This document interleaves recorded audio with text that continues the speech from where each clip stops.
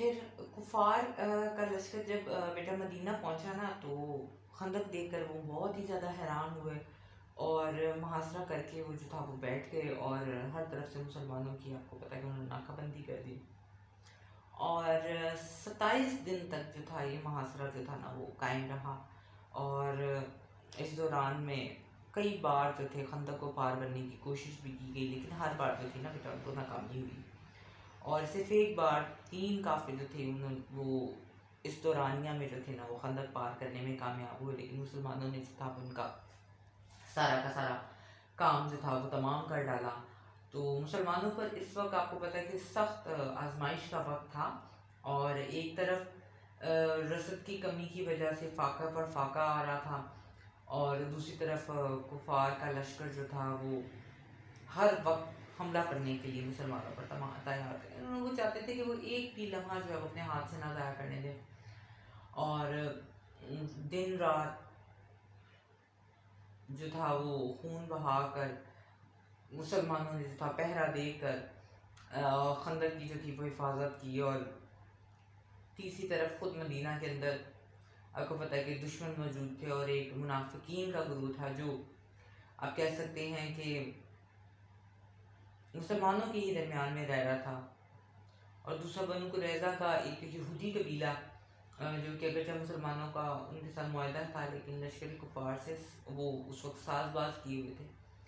اب ان حالات میں جو تھے وہ بنو غطفان کا ایک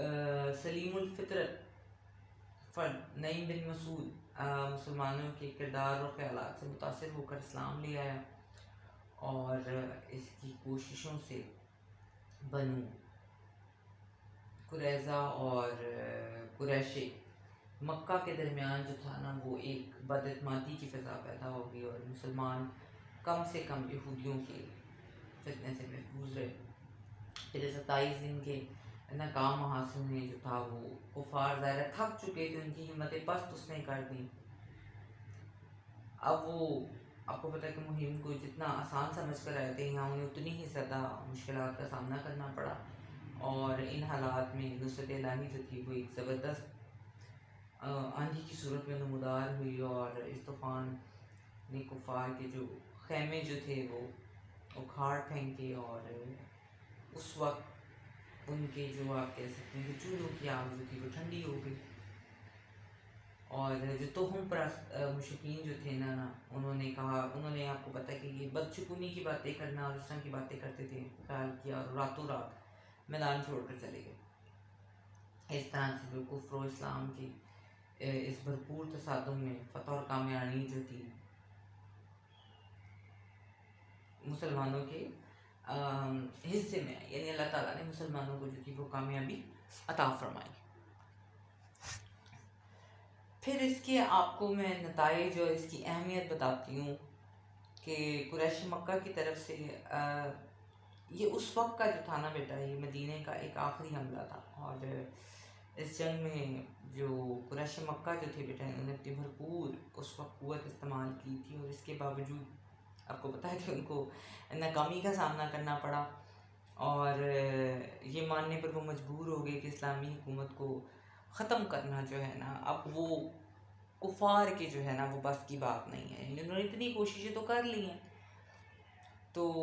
یہ بیسیکلی یہاں پر ایک قریش کے حملوں کا جو تھا وہ سد باب ہو جاتا ہے اور خاتمہ ہو جاتا ہے اور پھر عرب قبائل پر جو تھا وہ اس غزوہ کی وجہ سے مسلمانوں کی قوت کی جو تھی وہ دھاک بیٹھ گئی تھی اور ان کے معاندانہ جو سرگرمیاں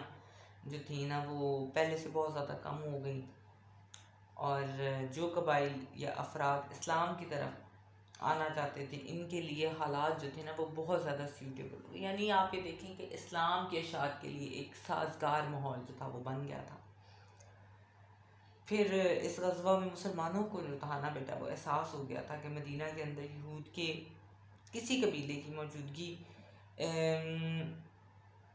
جو ہے وہ مسلمانوں کے لیے کس قسم کے مسائل جو ہے وہ کھڑے کر سکتی ہے. وہ لہٰذا اس لیے بنی قریظہ کے ساتھ وعدہ خلافی پر سختی سے جو تھی وہ اس وقت ان کی گرفت کی گئی اور ان کے منہ مانگے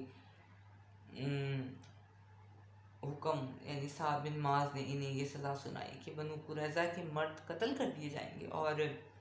عورتیں اور بچے غلام بنا لیے جائیں گے. اس طریقے سے جو تھا نا مدینہ ہمیشہ ہمیشہ کے لیے یہودیوں سے جو تھا وہ پاک ہو گیا. پھر اہل مکہ پر معاشی دباؤ میں جو تھا وہ آپ کو پتہ ہے اضافہ ہو گیا تھا. میں نے آپ کو پہلے بتایا تھا ان کے تجارتی راستوں پر اس وقت جو تھا وہ مسلمانوں کا قبضہ تھا جس کو ختم کرنے میں وہ ناکام رہے. اور گویا یہ حقیقت جو تھی نا اس وقت کھل کر سامنے آ گئی کہ اسلام اور کفر کی اس طویل جدوجہد میں بالآخر